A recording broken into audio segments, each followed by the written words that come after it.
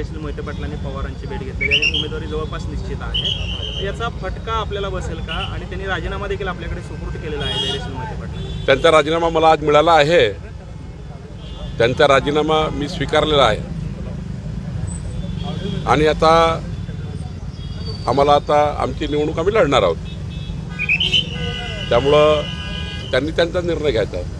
कोल्हापुरामध्ये बीजेपीचे लोक कमी पडले का? मोहिते पाटील एवढं सगळं देऊनही तुम्हाला सोडून गेलं।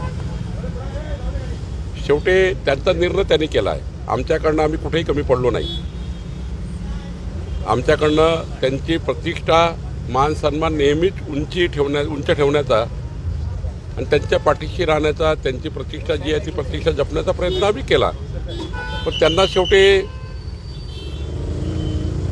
मोदींच्या निवडणुकीमध्ये त्यांनी असं राजीनामा देणे वगैरे योग्य नव्हतं, पण त्यांनी निर्णय घेतला आहे। शेवटी जनता जी आहे ती मोदींच्या पाठीशी उभी आहे। रणजितसिंह मोहिते पाटलांचा देखील नाराजी आहे आणि म्हणजे नाराजी म्हणण्यापेक्षा ते देखील राजीनामा देणार त्यांच्या विधान परिषदेचा काय परिस्थिती त्या संदर्भातला काय आपल्याकडे? त्याबद्दलचं काही मला रणजितसिंह मोहिते पाटील बोलले नाही आहे।